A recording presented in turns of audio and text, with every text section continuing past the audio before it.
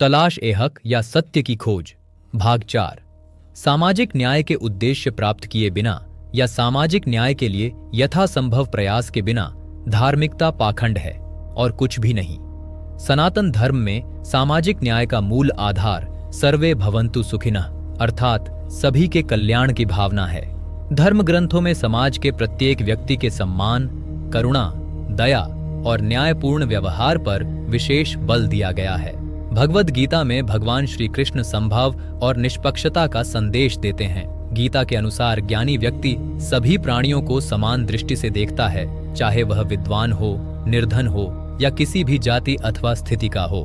रामायण में भगवान राम को मर्यादा पुरुषोत्तम कहा गया है क्योंकि उन्होंने न्याय, लोक कल्याण और प्रजा के हित को सर्वोपरि माना। राम राज्य का आदर्श सामाजिक समानता और न्याय का प्रतीक माना जाता है। महाभारत में भी धर्म का अर्थ केवल पूजा पाठ नहीं, बल्कि सत्य, न्याय और कमजोरों की रक्षा बताया गया है। महाभारत में कहा गया है कि जो शासन और समाज निर्बलों की रक्षा नहीं करता, वो धर्म से दूर हो जाता है।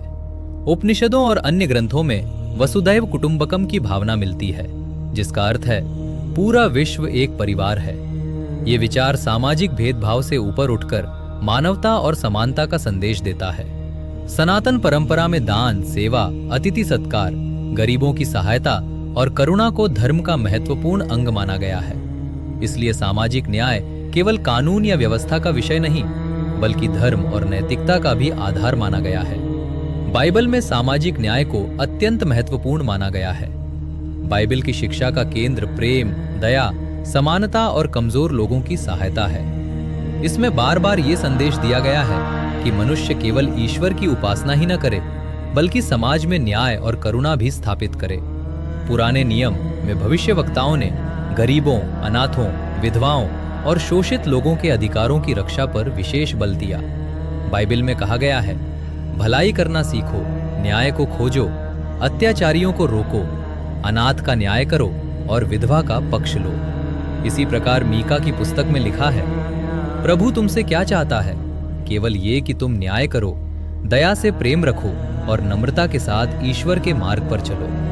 नए नियम में ईसा मसीह ने प्रेम और सेवा को सबसे बड़ा धर्म बताया। उन्होंने गरीबों, बीमारों और समाज से तिरस्कृत लोगों की सहायता की और सिखाया कि अपने पड़ोसी से वैसे ही प्रेम करो जैसे तुम स्वयं से करते हो। में यीशु कहते हैं कि भूखे को भोजन देना, प्यासे को पानी देना और जरूरतमंद की सहायता करना ईश्वर की सेवा के समान है। इस प्रकार बाइबल के अनुसार सामाजिक न्याय केवल सामाजिक कर्तव्य नहीं, बल्कि ईश्वर की इच्छा और सच्चे धर्म का महत्वपूर्ण भाग है। कुरान में सामाजिक न्याय को अत्यंत महत्वपूर्ण स्थान दिया गया है। कुरान की शिक्षा केवल इबादत तक सीमित नहीं है, बल्कि इंसाफ, समानता, करुणा और मानवाधिकारों की रक्षा पर भी विशेष बल देती है। इस्लाम में न्याय को अल्लाह का आदेश और समाज की शांति का आधार माना गया है। कुरान में कहा गया है कि इंसान को हर परिस्थिति में न्याय का साथ देना चाहिए, चाहे वो अपने विरुद्ध ही क्यों ना हो। सूरह अन-निसा में कहा गया है, ए ईमान वालों, न्याय पर दृढ़ता से कायम रहो और अल्लाह के लिए सच्ची गवाही दो, चाहे वो स्वयं तुम्हारे अपने या माता पिता और रिश्तेदारों के विरुद्ध ही क्यों ना हो। इसी प्रकार सूरह अल-माइदा में आदेश है, किसी समुदाय की शत्रुता तुम्हें इस बात पर ना उकसाए कि तुम न्याय छोड़ दो। न्याय करो, यही धर्मपरायणता के अधिक निकट है। कुरान गरीबों, अनाथों, विधवाओं और जरूरतमंदों के अधिकारों की रक्षा पर विशेष बल देता है। ज़कात, सदका और दान की व्यवस्था सामाजिक समानता और आर्थिक न्याय स्थापित करने के लिए बताई गई है। सूरह अल-बकरा में बताया गया है कि सच्ची नेकी केवल पूजा पद्धति नहीं, बल्कि जरूरतमंदों की सहायता, वचन पालन और धैर्य का नाम है।